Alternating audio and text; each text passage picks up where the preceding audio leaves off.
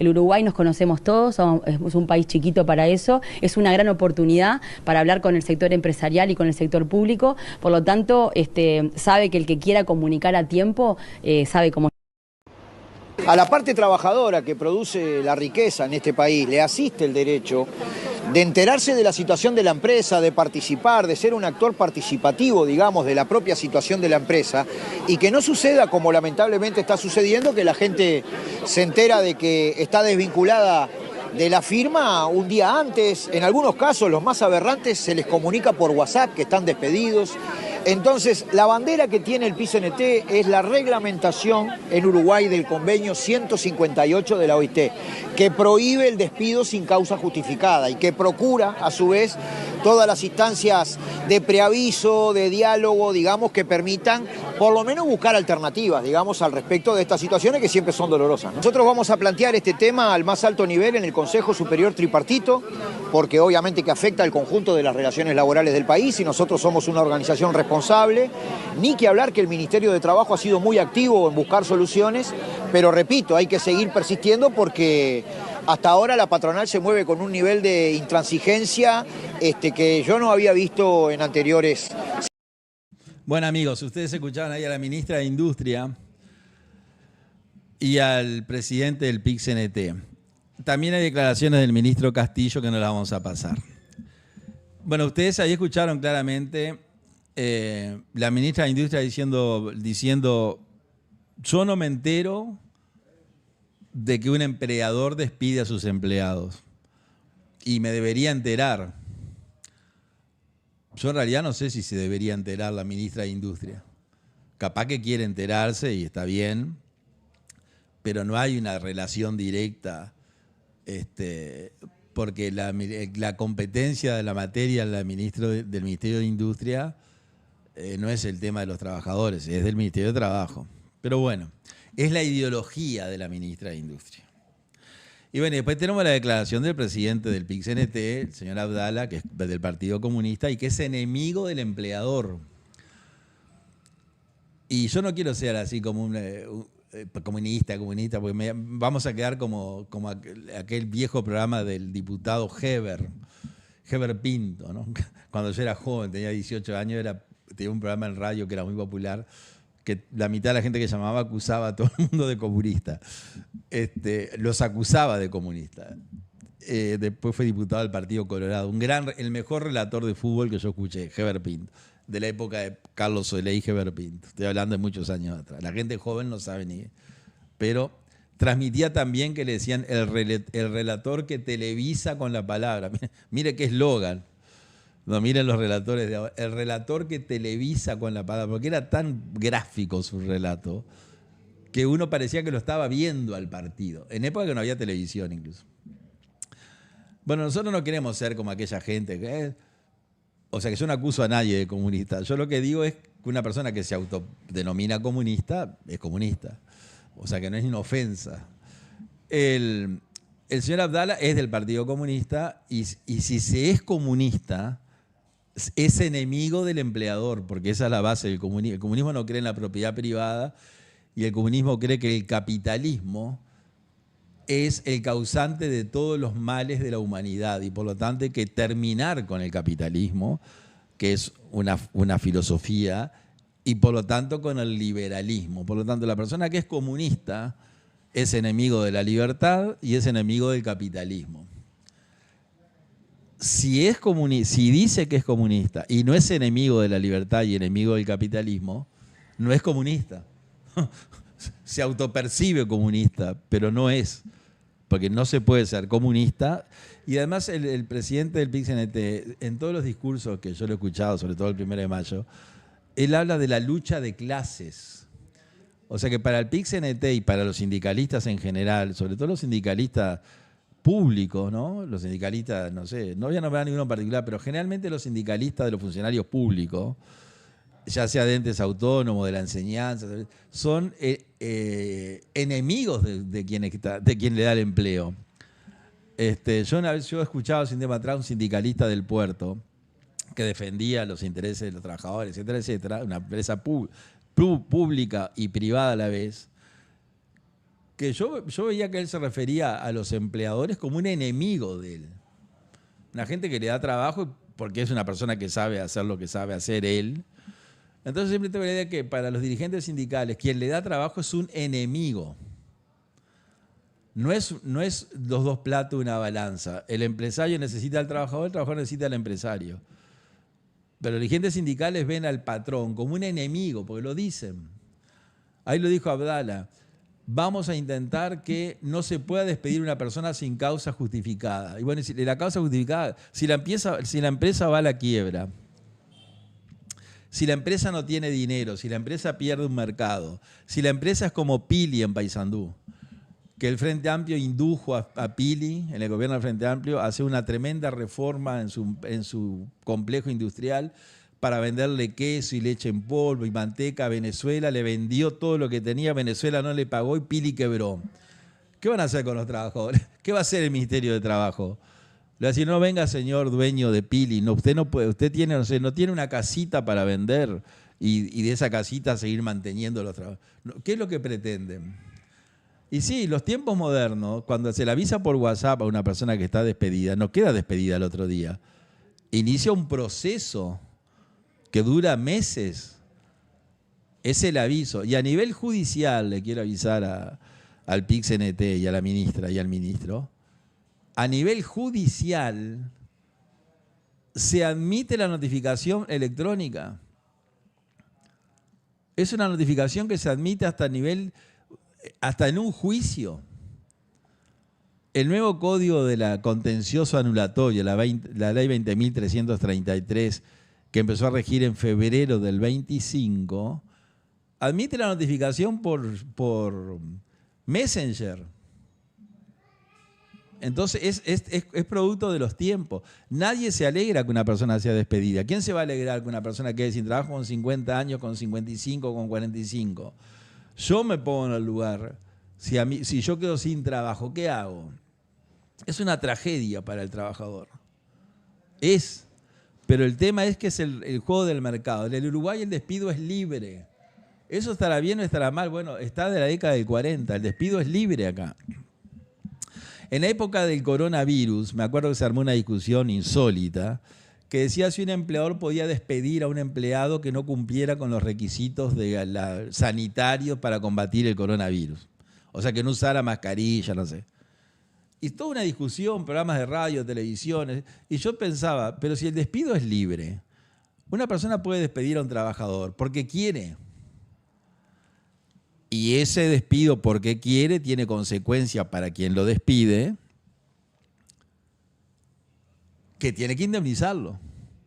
Y a veces son indemnizaciones altísimas. O sea, usted lo puede despedir cuando se le antoja, sí, pero mire que tiene que indemnizarlo. Y después de la indemnización, el trabajador tiene un periodo de seguro de desempleo. O sea, lo que quiere Abdala y lo que quiere Castillos y lo que quiere la ministra es intervenir en la empresa, meterse en la empresa. Ese es el sentido, que eso es propio de los sistemas totalitarios de izquierda, donde no existía la empresa privada.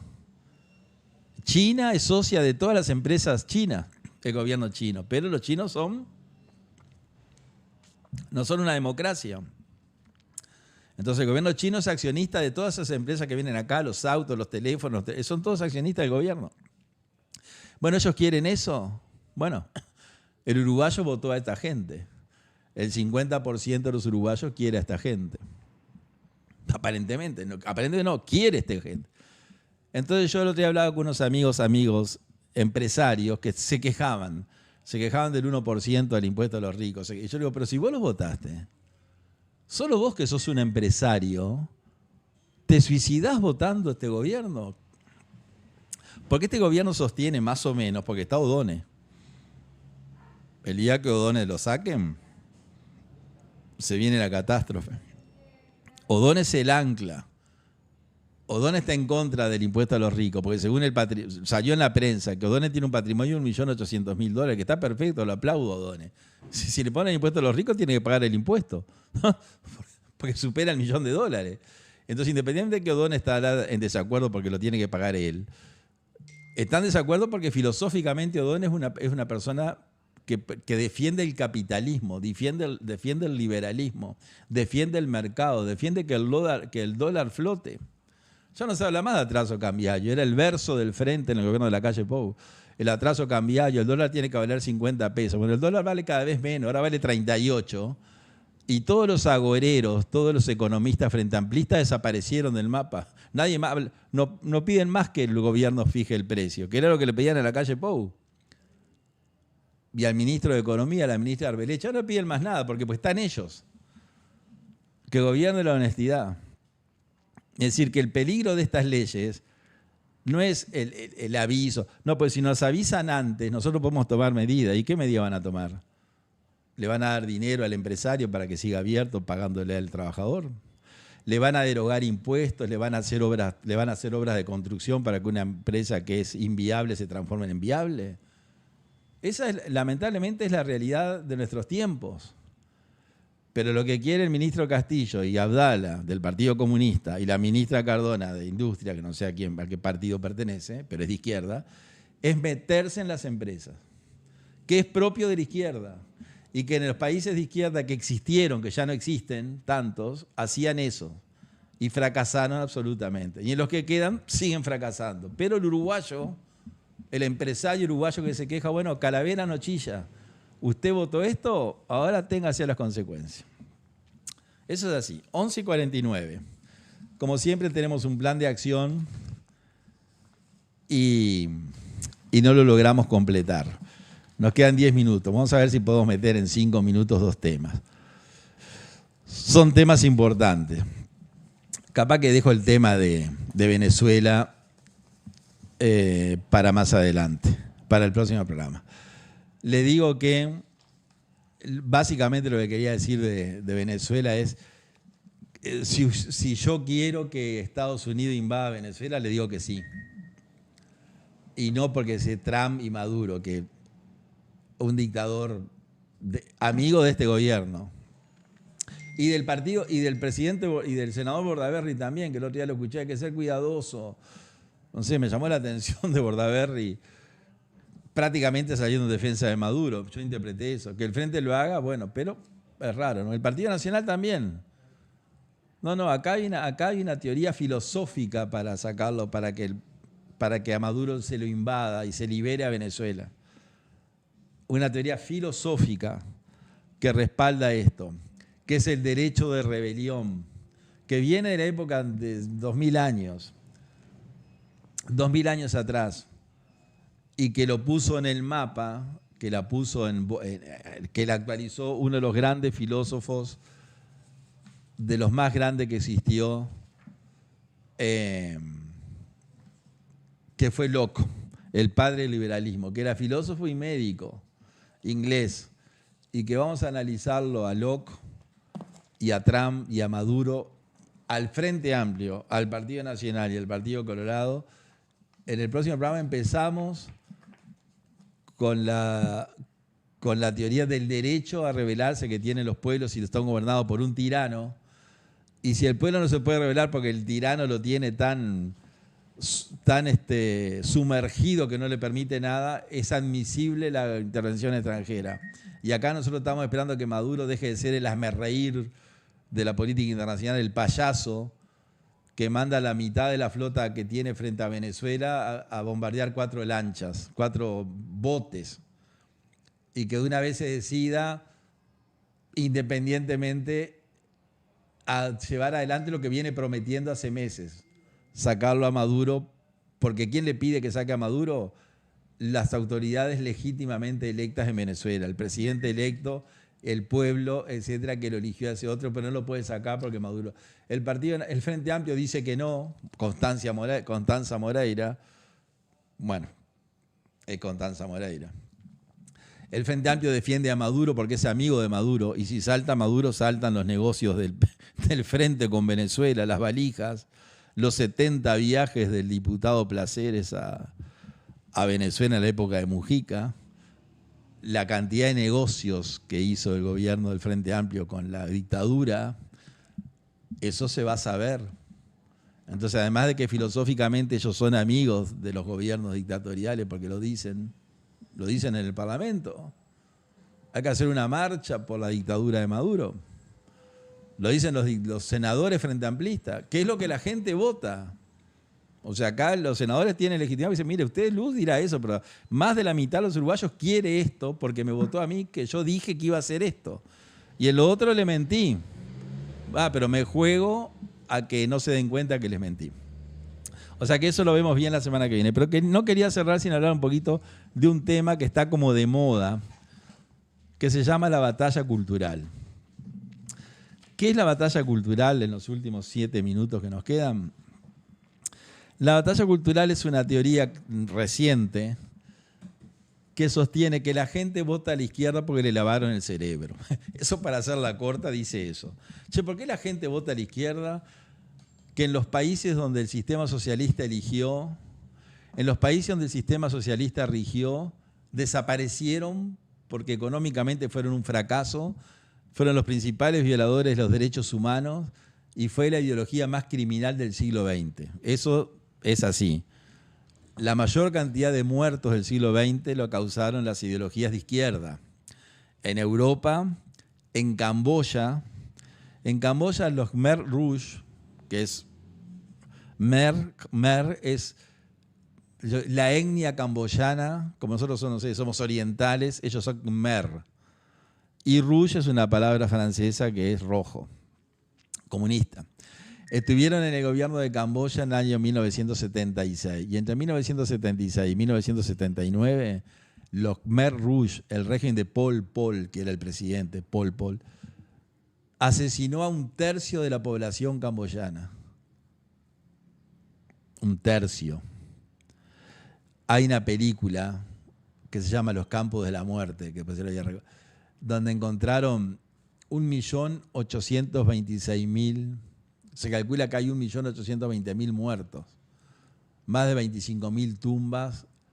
Eso hizo el sistema comunista en Camboya, hasta que Vietnam invade Camboya, porque de ese 1.000.000 y pico de muertos había cientos de miles de camboyanos, de vietnamitas. Entonces el gobierno de Vietnam viene al rescate. Yo estuve en Camboya y estuve en Vietnam. Y eso lo vi. No hace aquellos años, ¿no? Estuve ahora, no viajando por el gobierno, un viaje particular, por las dudas lo digo. En el programa que viene vamos a hablar de eso. Pero la batalla cultural lo que dice es que a pesar de esos escándalos, de esas tragedias humanitarias, de esos asesinatos en masa, cómo la persona vota partidos de izquierda. Entonces la explicación que le encontraron, porque hay que buscar una explicación, todo tiene una causa, dice, pero es irracional que la gente vote un partido de eso, o que sea de esos partidos. ¿Cómo puede ser que alguien sea comunista en el siglo XXI, cuando es la ideología más criminal de la historia? Entonces la conclusión que se llegó es que a esa gente se le ha lavado el cerebro. La gente es incapaz de razonar y darse cuenta. Eso es lo que quiere decir la batalla cultural. Entonces la batalla cultural es dar una batalla para revertir eso. Para revertir que a la gente, en ese lavado de cerebro que se le hace a algunos votantes de izquierda, no se den cuenta de que eso sucedió hace 10 años, 20 años, no hace 500 años. Ayer sucedió.